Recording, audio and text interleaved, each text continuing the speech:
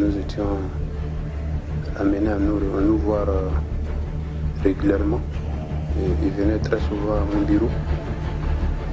Et j'allais aussi le voir à l'Assemblée nationale. Lambert était très respectueux. Il était très respectueux de ses amis, de ses aînés. Il était aussi disponible.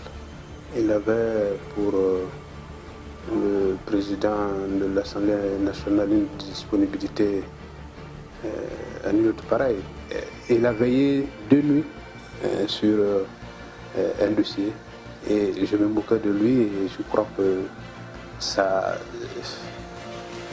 montre qu'il prenait au sérieux tout le travail que le chef lui confiait. C'est surtout cela. C'est vrai que c'est légendaire quand on dit qu'il était tout souriant, ça tout le monde le sait. Mais ce que moi je retiens, c'est qu'il avait une grande culture de la confidentialité. Il avait cette grande culture de la confidentialité et il était très prudent, très engagé, mais aussi très effacé. C'est important.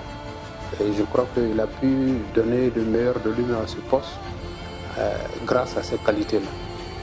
Ce sont ces qualités qui lui ont permis de tenir la fonction qu'il a tenue auprès du président de l'Assemblée nationale. Chaque fois quand il venait ici, il était très courtois, très poli.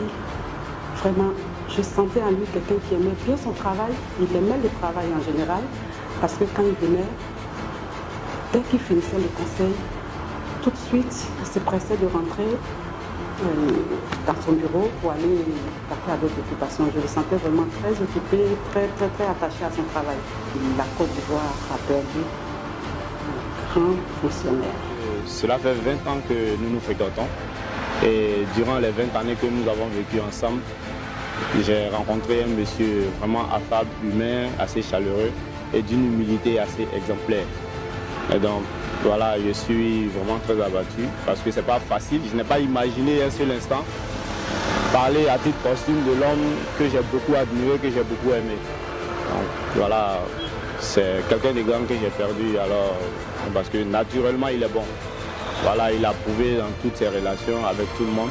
Mais pour moi personnellement, c'est un frère que je viens de perdre. Donc nos relations étaient nettement au-delà de l'amitié.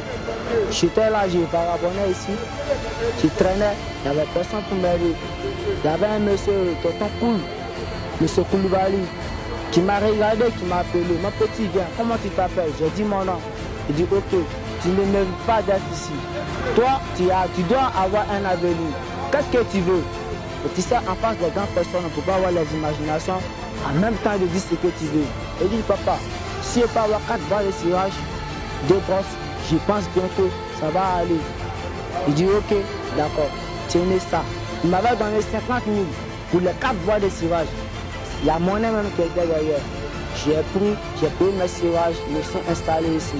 Il m'avait qui m'a donné cet argent chaque fois qu'il sortait. Mon petit, ça va? Tu as mangé? Oui papa. Tu as mangé? Non. Tenez, va manger. Demain je serai là après-midi. Un matin je me réveille et viens, on dit papa n'est plus là. Quel papa qui n'est plus? On dit monsieur Koul qui a payé les cirages pour toi, pour travailler là, il n'est plus là. Vraiment si Dieu pourrait étendre sa main de grâce, si tous ceux qui font du bien à les enfants qui n'ont pas eu la chance d'avoir des parents, pour prendre soin de eux. Si Dieu pourrait les préserver, pour les autres, pas moi, mais pour les autres,